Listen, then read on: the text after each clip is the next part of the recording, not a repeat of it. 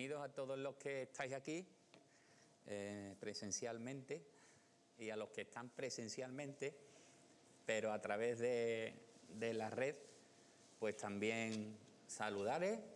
Creo que la mayoría de los hermanos y amigos pues están a través de este medio, así que espero que podamos conectar de alguna manera para que podamos ser parte juntos de este tiempo de compartir la palabra de Dios.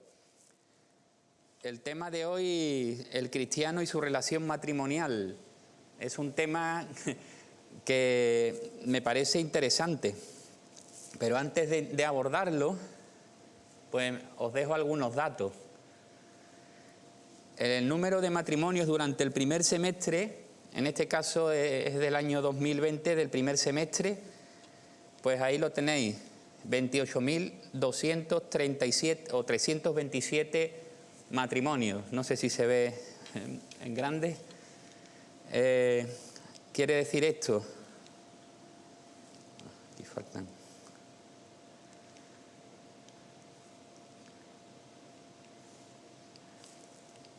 Bueno, me parece que me he comido algunas diapositivas. Pero la cuestión es que ha bajado el tema de los matrimonios en un 60, más de un 60%. Hay menos matrimonios. Y otro dato que también había puesto que me parecía interesante es que de cada 10 personas, o de cada 10 parejas que se casan, mejor dicho, 9 terminan divorciándose. Con lo cual hay pocos matrimonios y los pocos matrimonios que hay, pues un 90% termina separándose. Así que la situación en este sentido podríamos decir que hay una crisis matrimonial en nuestra sociedad, ¿no? Las separaciones y los divorcios aumentan cada año. En 2020 un 16% más que el año anterior. Así que fijaos, en el mapa mundial del divorcio, según un estudio que ha hecho una empresa privada, pues no sé si lo llegáis a ver, pero lo negro que hay ahí, que es España, junto con otros 4 países, Portugal y otros 3 más, pues son los países que tienen un mayor porcentaje de divorcio, más de un 60%, como estamos hablando. Así que estamos a la cabeza dentro de unos poquitos países, ¿no? No sé si eso es algo de lo que nos tengamos que enorgullecer, pienso que no, ¿no?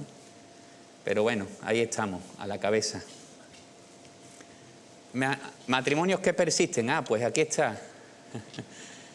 De cada 10 parejas que se casan, 9 se divorcian, y ahí tenéis los números. Ahora, frente a esta situación, la pregunta que me gustaría que pudiésemos ver y contestemos en esta mañana es, pues esta: ¿cómo la mujer y el hombre cristiano pueden ser de impacto en esta sociedad a través de sus relaciones en sus matrimonios? ¿Cómo tú y yo podemos ser de impacto en este mundo que está con esta situación tan dramática de crisis en el matrimonio? ¿Cómo podemos impactar de alguna manera en este contexto? Así que el texto que tenemos por delante trata de este asunto.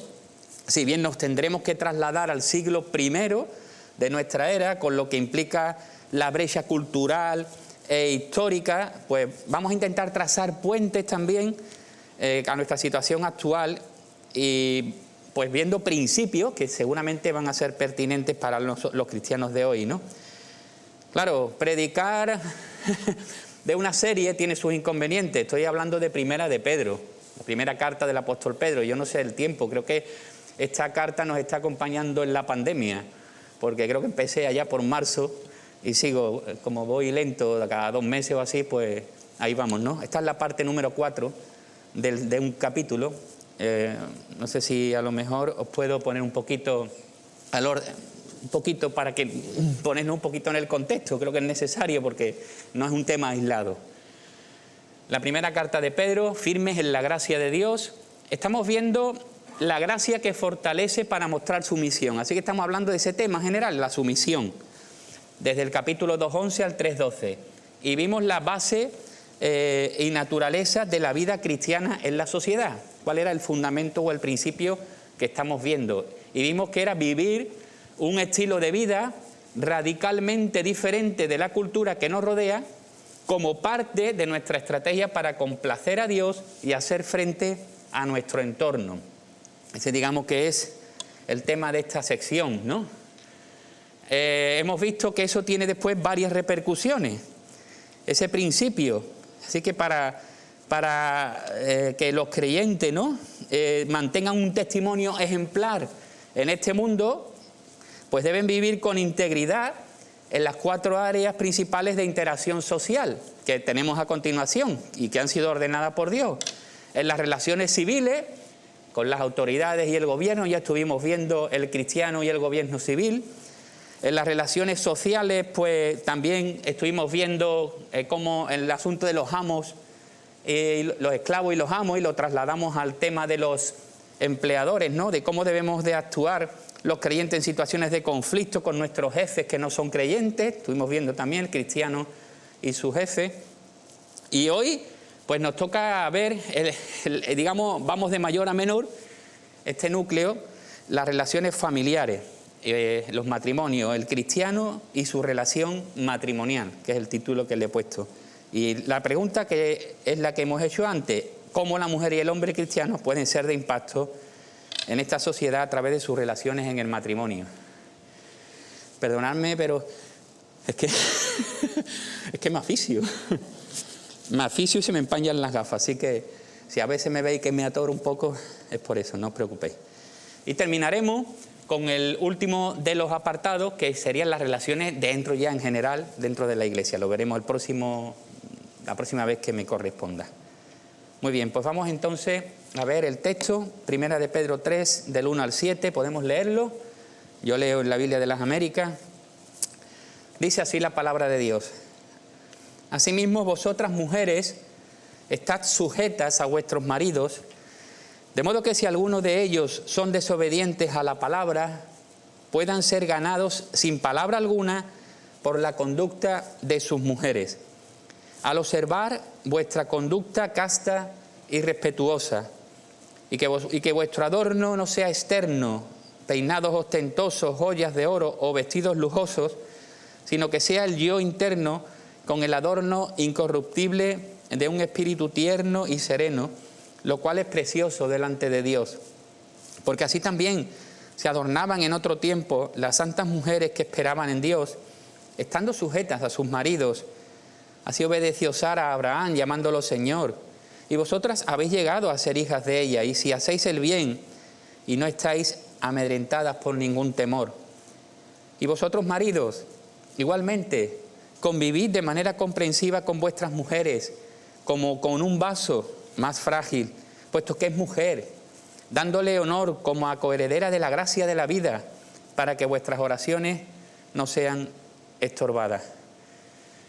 Bueno, antes de entrar a considerar el texto, me gustaría decir que entiendo que, al igual que otros pasajes también relacionados, se ha usado de manera incorrecta para defender algunas actitudes dominantes por parte del hombre.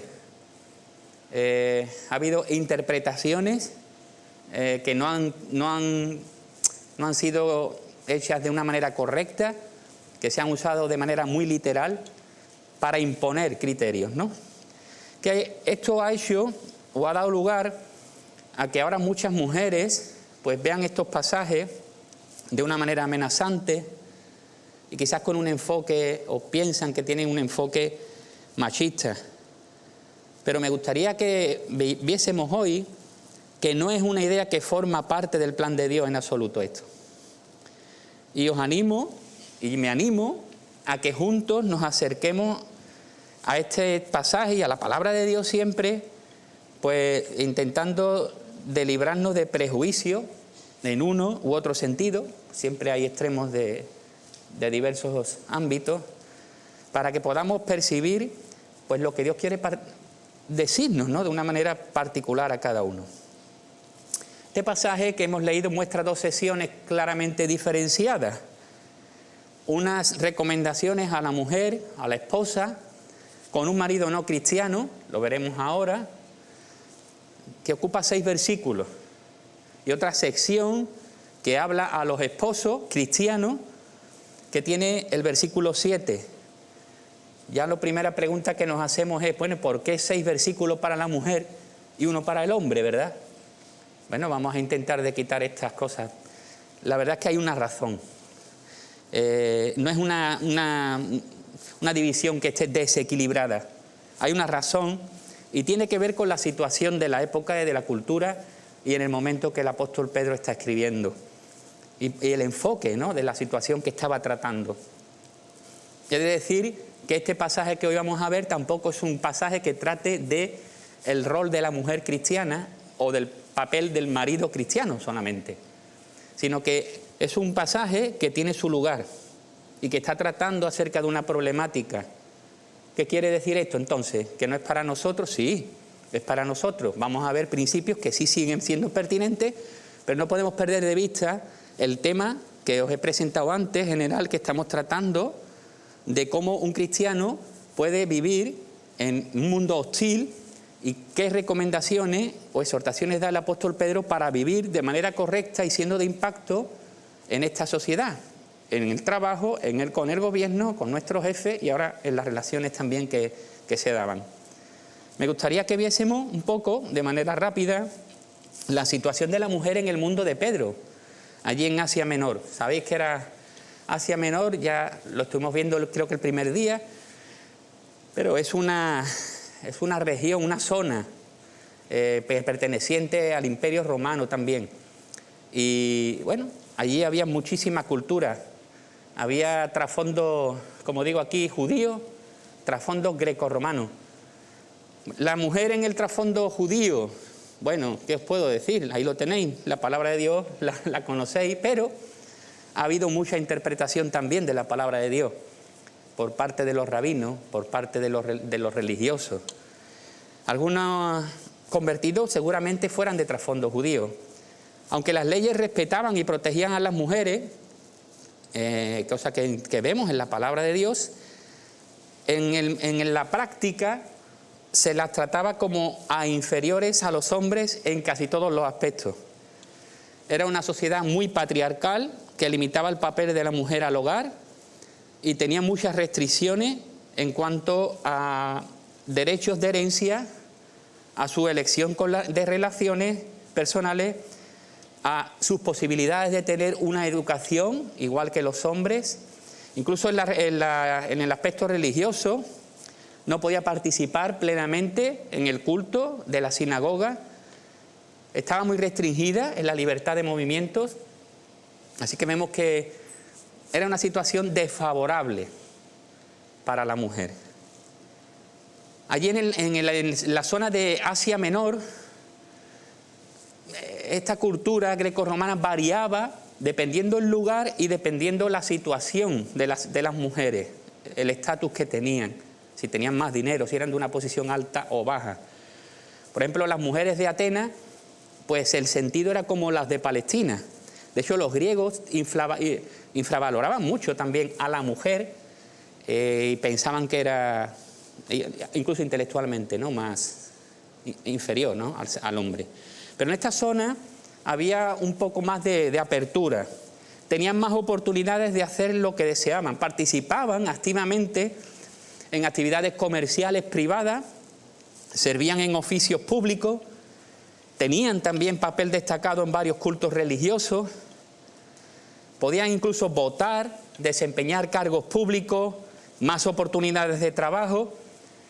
En situaciones de matrimonio y divorcio tenían oportunidad y incentivaban más su educación. De hecho, en el siglo I, algunos escritores hablan del siglo I, del Imperio Romano, en este tiempo del imperialismo, hubo una gran explosión de las mujeres en todos los ámbitos. Lo que estaba reservado para los hombres, por ejemplo, tener relaciones, poder tener su esposa y después tener relaciones abiertas libremente con otras mujeres, eso ni por asomo estaba permitido a las mujeres. En esa época empezó, ellas podían, hacían, de hecho, se divorciaban. Algunos escritores de la época hablan de que en 8 o 10 veces en el año se casaban, así que entendían que era como una tapadera legal o que hacían para la prostitución, básicamente. Muchos dicen que el tiempo de la época de las mujeres en este siglo, cuando hubo ese boom, digamos, es muy similar al tiempo que estamos viviendo ahora en nuestra sociedad del siglo XXI. Pero, como digo, de todas formas, también tenía que ver mucho, eso sí tiene que ver mucho con las mujeres de sociedad alta. El resto de las mujeres vivía una vida, pues, parecido a lo que acabo de decir, ¿no? Bastante limitada en todas sus situaciones. En medio de este mandato, el hecho de que una mujer tomara una decisión, y ya acercándome a al texto, el hecho de que una mujer tomara una decisión por su cuenta y se uniera a una religión distinta a la de su marido, podía entenderse como un acto de insubordinación. El marido, la casa, era el que tenía la responsabilidad y el que imponía su religión. Así que si había una conversión del marido, la esposa, los hijos, los sirvientes, toda la casa, era de esperar que siguiese esa religión del marido. Así que si una esposa de manera unilateral tomaba una decisión en cuanto a un cambio de religión del marido, se consideraba insubordinación y podía crear problemas grandes y graves para esta mujer. Y es ahí donde tenemos un poco el contexto de esta exhortación que Pedro le da a las mujeres. Y me gustaría que fuéramos cogiendo esta onda, ¿no? Mirad la exhortación. Estad sujetas a vuestros maridos. Es decir, si tenemos en cuenta el pensamiento y el principio que venimos tratando desde el capítulo 2, 11 y 12, la idea es cómo nosotros los cristianos podemos convivir para que tengamos el menor daño posible, para que el Evangelio sufra lo menos posible, para que podamos convivir de una manera que podamos dar testimonio sin ser vistos como gente que causa problemas, que causa escándalo y que va en contra de las leyes de la sociedad. Ese era el enfoque de Pedro, intentar de que suframos o sufrieran en medio de la presión, en medio de esta situación hostil, por amor a Dios, para evitar que sufra el Evangelio. Ese era el punto. Lo hemos visto con el gobierno, que tenían que someterse. Hemos visto con los empleadores que tenían que someterse, que optaran por esa opción. Y ahora les dice a las mujeres que se estaban convirtiendo posiblemente bastante. Era una situación muy general en esta época. Muchas mujeres estaban convirtiéndose al cristianismo. Y lejos de empeorar lo que posiblemente ya era una situación difícil, Pedro exhorta a estas mujeres a que especialmente sean prudentes. Así que en esta situación hostil, ¿no?, es que Pedro da este consejo, esta recomendación. Así que lejos de ser una imposición de decirle a la señora, no, tenéis que estar debajo de vuestros maridos sí o sí, y da igual cómo sea vuestro marido, lo que está diciéndole no es eso, les está pidiendo que por favor, bueno, no dice por favor, pero le está diciendo que estén sujetas, que será la manera adecuada de tener esa relación con esas personas no creyentes. Pero no de una manera sin sentido. Está sujeta a vuestros maridos porque es conveniente y porque además hay un propósito. ¿Cuál es el propósito? Dice el texto, ¿no? Para que puedan ser ganados sin palabras alguna por la conducta de sus mujeres. O sea, aquellos que son desobedientes a la palabra, aquellos que realmente o son hostiles o no quieren compartir o no quieren escuchar acerca del Evangelio y del cristianismo, a través de esta situación de subordinación voluntaria, estuvimos hablando que la palabra subordinación venía muy bien, porque no es una cosa que sea una imposición que te obligan, sino que la haces tú de manera voluntaria, por amor a Dios. El propósito es que puedan ser ganados estos que no son creyentes, estos maridos. Como alguien dijo, en ciertos casos, el elocuente silencio de la conducta cristiana es su más efectivo vehículo. Y conozco casos, y paso ahora a nuestros días, doy un salto en el tiempo, de personas que conocieron esta misma situación, mujeres que conocieron el Evangelio. Parece que hay cierta sensibilidad de la mujer a recibir el Evangelio en las casas, y han tratado con sus esposos de una manera encomiable. Han seguido respetando a sus esposos, han seguido amando a sus esposos, han seguido sirviendo a sus esposos, teniendo una relación afable. ¿Qué quiere decir esto? ¿Que si lo hacen los esposos se van a convertir? No, no es una garantía, hay una posibilidad. Porque habla la conducta más muchas veces que las palabras que decimos. Pero en este caso además sería una manera de evitar riesgos innecesarios. Quizás se podía dar el caso de que la mujer tuviese la opción de dejar a su marido. ¿Sabéis? Eso también pasa por la mente de las mujeres que se están convirtiendo al cristianismo. Quiero creer en el culto, en la iglesia, experimentan una libertad que no se da en la sociedad de una manera increíble. Dios pone al hombre y a la mujer en el mismo lugar.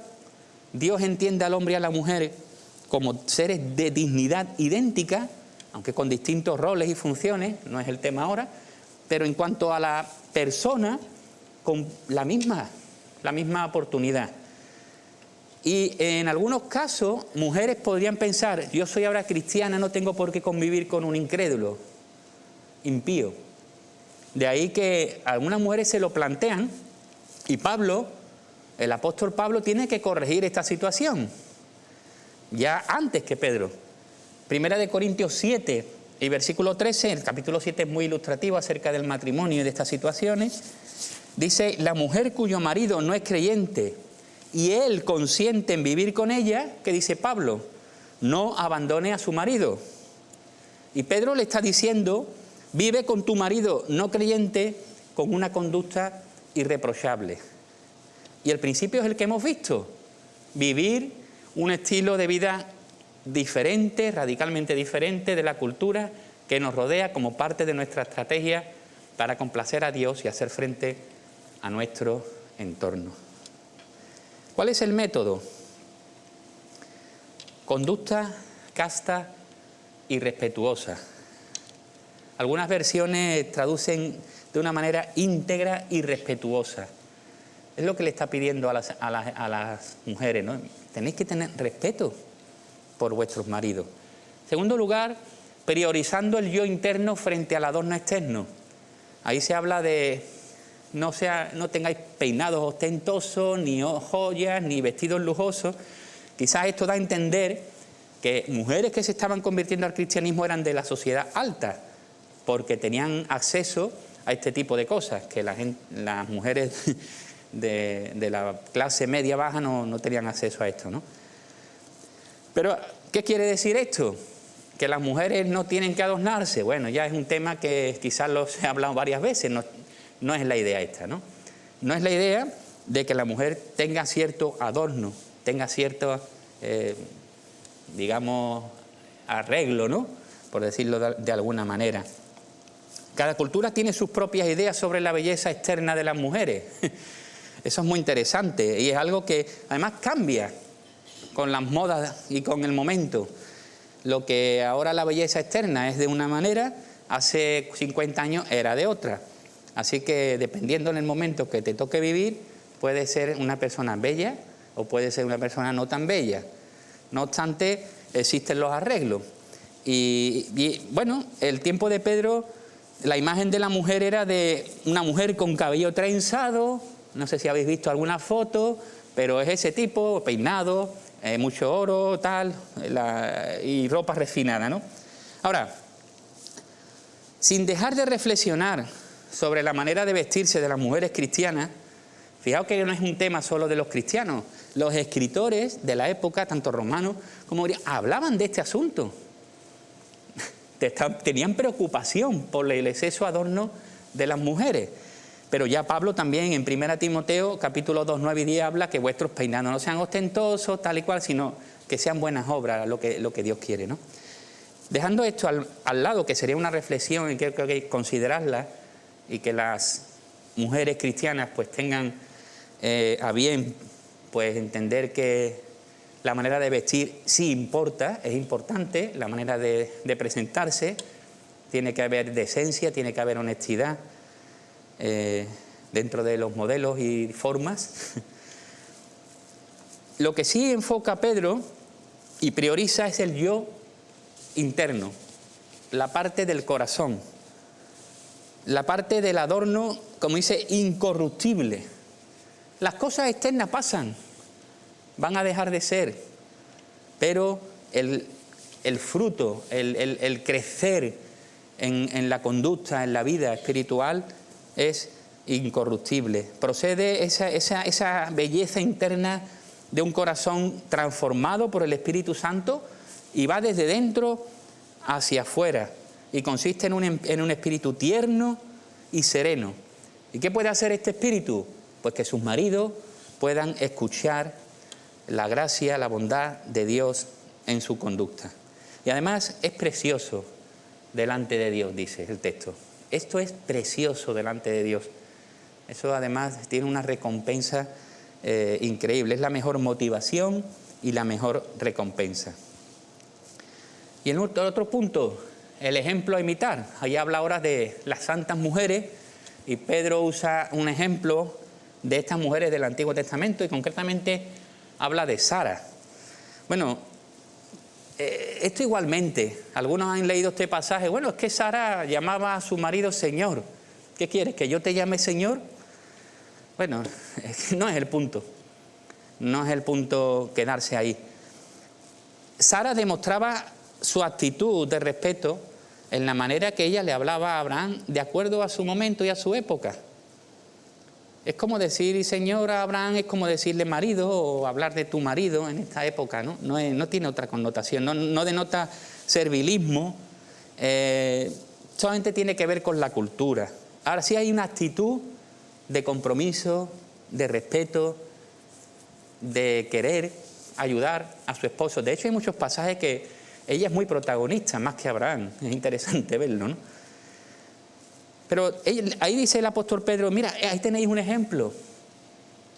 Y las mujeres que se comportan como Sara vienen a ser sus hijas porque se están identificando espiritualmente con esto. Dice el texto, si hacéis el bien y no estáis amedrentadas por ningún temor. Y este punto es interesante porque Pedro les está animando a que tengan que vivir de alguna manera que es conveniente, que implica que tengan respeto, que se sometan, que se subordinen a sus maridos en ciertas relaciones, pero siempre no. Y ese principio ya lo estuvimos viendo también en otros apartados. Cuando la voluntad de Dios está en contradicho, o sea, cuando hay que elegir entre obedecer a Dios o a los hombres, Pedro lo dejó claro, hay que obedecer a Dios. Estuvimos hablando un poco de la desobediencia civil, de algunos aspectos, ¿no? Pedro las anima, sabiendo que el hecho de tomar esta actitud pueden ser ofendidas, menospreciadas, pero les anima a no apartarse del rumbo correcto. La sumisión a Dios está por encima de cualquier otra que se oponga. Bueno, ¿y qué pasa con los esposos? Ahora nos toca a nosotros. Es muy triste que con demasiada frecuencia los comentaristas separen tanto los versículos que hablan de la mujer y pasen por alto las demandas tan importantes que tenemos en este versículo. Y es tremendo, ¿eh? El versículo 7. Ahí hay unas grandes responsabilidades para el hombre. Todavía en nuestra sociedad avanzada, en pleno siglo XXI, sigue habiendo situaciones trágicas en cuanto al trato del hombre a la mujer. En España se denuncian más de 1000 agresiones y abusos sexuales cada mes. Violencia de género. Casi 3 millones de mujeres han sufrido violencia sexual y más de 4 millones violencia física en España. Cronología de víctimas mortales de violencia de género de 2020. 43 mujeres han sido asesinadas por sus parejas o exparejas en lo que va de año. 1076 desde que empezaron a contabilizarse en 2003. Esto es lo que pasa todavía en nuestro mundo en el siglo XXI. Y yo estaba pensando, porque hay gente que acusa a la Biblia de que es machista, que tiene un trato preferencial de los hombres sobre las mujeres, pero yo lo que voy a ver y lo que vamos a ver en este pasaje es que la Biblia valora a la mujer y carga de responsabilidad a los hombres en cuanto a la manera de relacionarse con sus esposas. De hecho, el texto que estamos viendo no es que la mujer se tenga que someter a todos los hombres. Estamos hablando de un caso de un matrimonio y una situación concreta. No es que estamos hablando del género en general, ¿no? Pero fijaos, hay también una exhortación. Y me llamó la atención esta palabra, igualmente, vosotros maridos, igualmente, me hizo llamar. Y es que está hablando igualmente de sujeción, de estar sujeto. Se refiere otra vez al deber de la sumisión que aparece en 2:13, en el versículo 18, en el capítulo 3, versículo 1 también. Y si bien el texto no lo indica, los hombres, y yo estaba pensando en esto, por ser el elemento dominante en la cultura, que tenían las posibilidades de atacar y maltratar y dominar de una manera violenta a las mujeres, a los cristianos les está diciendo, con tu esposa sea cristiana o no, posiblemente el ámbito es cristiano, porque habíamos hablado de que si el hombre se convertía al cristianismo, la casa se convertía. Al menos en formas habría un cambio, al menos en forma. Pero la actitud del esposo cristiano de este hombre tiene una importancia grande. Podía ejercer autoridad sin problema, porque la ley le respalda, y la sociedad le respalda, y la cultura le respalda. Ahora, Pedro les dice, les exhorta a no ejercer esos privilegios sociales. No os comportéis como se comportaría una persona no cristiana. Tú, por el hecho de ser cristiano, tienes que vivir de una manera amorosa con tu esposa, sea cristiana o no. Así que el esposo creyente se somete a servir a su esposa. Yo me acuerdo del pasaje de Efesios 5:21 que comienza en una descripción del hombre y la mujer y esa relación, esa ilustración, ¿no? o esa idea que presenta Pablo de Cristo y su iglesia. Y el versículo 21 empieza así: someteos unos a otros en el temor del Señor. Someteos los unos a los otros en el temor del Señor. Y ahora empieza: la mujer tal, el hombre tal. O sea, hay una sumisión mutua. ¿Cómo se puede someter un hombre a una mujer? Bueno, en este sentido, ¿no? De convivir, de vivir con ella de una manera especial. Ahí habla de entrega, de comprensión. Convivir de manera comprensiva con vuestras mujeres. Otra, literalmente sería vivir sabiamente con vuestras mujeres. Así que hay un trabajo difícil para el hombre de poder entender a la mujer. No digo que ella no se entienda, sino que hay un trabajo que hacer para poder entenderla, es la idea, no me malinterpretéis. Hay que hacer un trabajo, y eso es la idea de ser sensible, tener en cuenta, conocer cuáles son las necesidades físicas, emocionales de mi esposa. Convivir con intimidad, no solo en momentos esporádicos de aniversario, vivir constantemente con esa idea. Vivir de manera sabia, sabiendo llevar a la mujer con amor, con cariño.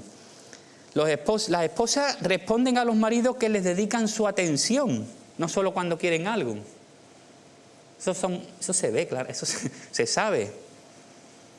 Desgraciadamente, las esposas saben perfectamente, bueno, ¿qué es lo que quieres ya? Cuando vamos de alguna manera, ¿no? Entonces, no es la idea. La idea es que haya siempre momentos, como si quisiéramos borrar todos los aniversarios, cumpleaños, oportunidades especiales, y tengamos un día normal y corriente y vengamos y traigamos flores o llegamos una llamada, la hagamos partícipe de nuestras vidas. Las esposas responden bien a estos maridos que las escuchan con atención, que las escuchan de verdad, que las entienden. Un marido que se comporta con integridad fuera y dentro de su casa, sin hipocresía. Fantástico en el trabajo o en las relaciones personales fuera de la casa. Llega a la casa, ¿qué pasa? Ahí se quita toda la tiniebla, ahí se ve realmente cómo somos unos y otros. No debe haber hipocresía, eso es convivir. Y muchas más cosas que podríamos decir, liderazgo, planificación, responsabilidad, atender a los niños, ayuda, colaboración. ¡Puah! Si le hubiese dejado este tema a mi esposa me hubiera hecho una lista grande, pero eso no se lo dejé. Pero hay muchas cosas que podíamos hacer para convivir de manera comprensiva. Mirad, honor. Estamos hablando de valores importantes. En la cultura en la que Pablo está escribiendo, dar honor a la mujer, pero eso es una locura. Valorar a la mujer, alabar a la mujer por lo que ella es, como vaso más frágil.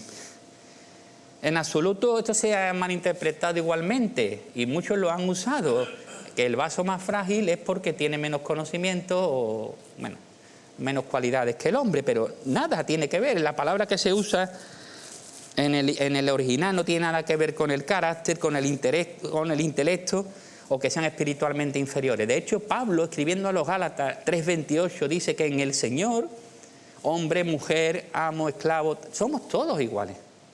Tenemos la misma dignidad. Así que se está refiriendo a la parte física, aunque por lo general, ¿no?, que hay mujeres que son fuertes, pero por lo general es la parte más débil.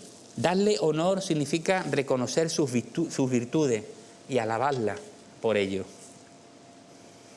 Porque además es como coheredera de la gracia de la vida. Esto habla de amistad. No se refiere a la vida eterna, se refiere a la vida misma. Es un don, es un regalo de la gracia de Dios. Un matrimonio bien entendido hace que la vida sea de un color especial, que sea mucho mejor. Vivir en compañía de alguien a quien quieres y alguien que te quiere, eso es una gracia. En la cultura grecorromana de la época de Pedro, por lo general los esposos no estaban interesados en tener amistad con sus esposas. Simplemente esperaban que ellas mantuvieran cuidada la casa y criaran hijos. Y aquí Pedro, la palabra de Dios dice al esposo cristiano que debe cuidar el don de Dios, la gracia del matrimonio. ¿Veis la diferencia? Ahora, el resultado, comunión con Dios, para que vuestras oraciones no sean estorbadas. Esto es un punto fuerte, ¿eh? No puede haber bendición de parte de Dios si no hay una relación horizontal saludable. Pero eso es a todos los niveles. Venir aquí, intentar servir a Dios, cuando tu casa es un ambiente de contienda, no tiene sentido. Dios no acepta esas oraciones. Él quiere ver reconciliado a la pareja a fin de que puedan orar juntos, en paz, en armonía y disfrutar así de las innumerables bendiciones de Dios. ¿Qué podemos sacar de conclusión? Bueno, en la Biblia encontramos la esencia del matrimonio, que la esencia del matrimonio es el amor y el servicio mutuo. O sea, la Biblia como respuesta al matrimonio disfuncional.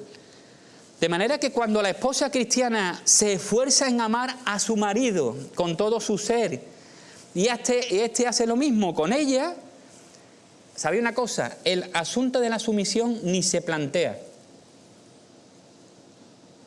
Estaba leyendo un artículo de unos autores, Cloud y Townsend, creo que es un libro que leí hace mucho tiempo, se llama Límite, muy interesante. Ahí habla de que cuando hay una demanda de sumisión es porque hay una raíz de algo que no está funcionando bien. Sin embargo, porque tú demandas que quieres que te sometas a mí, ahí hay una intención de egoísmo, una intención, algo no está funcionando bien cuando tú tienes que estar demandando eso, si no surge de manera natural. Sin embargo, los matrimonios que están llenos de amor, respeto y aprecio, rara vez tendrán que recurrir al asunto de la sumisión. Otra cosa es que la sociedad necesita matrimonios de referencia. Hemos visto cómo está nuestra sociedad. Y no va a cambiar. Pero podemos hacer nuestra parte. Tenemos una responsabilidad con la gente de afuera que no tiene estos valores y que se está demostrando de manera empírica que el matrimonio solamente funciona de acuerdo al plan que Dios ha establecido, porque es el autor. Tenemos que demostrar que el plan de Dios funciona cuando se siguen sus instrucciones. Debemos ser ejemplos vivientes de cómo dos personas distintas pueden convivir y disfrutar de la gracia de la vida. ¿Con imperfecciones? Claro que sí. ¿Con debilidades? Muchas.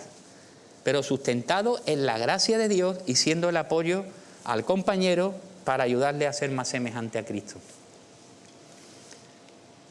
Un matrimonio que vive en la voluntad de Dios es un matrimonio que refleja el amor de Cristo por su iglesia y da honor a su nombre. Eso lo vemos en Efesios. Somos ejemplos de cómo Cristo amó a su iglesia si estamos viviendo dentro de su plan. Y como reto, tenemos este reto, igual que siempre, que nuestros matrimonios manifiesten un estilo de vida radicalmente diferente de la cultura que nos rodea, como parte de nuestra estrategia para complacer a Dios y hacer frente a nuestro entorno. Pues espero que estas reflexiones breves nos ayuden a animarnos en el matrimonio, animarnos como hombres y como mujeres que forman esa unidad perfecta. Yo estaba pensando el otro día, cuando Dios dijo, hagamos al hombre a nuestra imagen y semejanza, cómo Dios convive en tres personas, Padre, Hijo y Espíritu Santo, una unidad en esencia, pero tres personas distintas. Y el hombre y la mujer, en ese sentido, somos como Dios, dos personas que vienen a ser uno, que conviven en unidad. Y me gustaba mucho esa idea, ¿no? Cómo Dios nos hizo a la humanidad tan complementarios que llegamos a ser una sola carne, una unidad. Esa es una de las cosas que el matrimonio llegarán a ser una sola carne. Es un proceso, un proceso de trabajo y cada vez vamos siendo más pegados uno al otro. Pues que el Señor nos ayude y nos bendiga en este reto, en esta tarea, pero también en la bendición. Nos ayude a darle gracias y a disfrutar de esta bendición que ha puesto para nuestras vidas. Oramos. Señor, te damos gracias por esta oportunidad que nos ha dado de poder abrir nuevamente tu palabra en este asunto. Gracias, Señor, por la instrucción que hemos recibido. Si bien tenía una aplicación muy concreta, pero también podemos aprender cosas del corazón tuyo, sobre todo del amor que tienes por el hombre y la mujer y cómo los hombres y mujeres cristianos pueden restaurar esta relación y pueden vivir de manera gloriosa, dando honor a tu nombre y siendo de impacto y de ejemplo en la sociedad que nos rodea, que está tan carente de valores, Señor. Ayúdanos a cumplir esta responsabilidad. Bendice nuestras casas, bendice nuestras esposas, nuestras familias, nuestros hijos.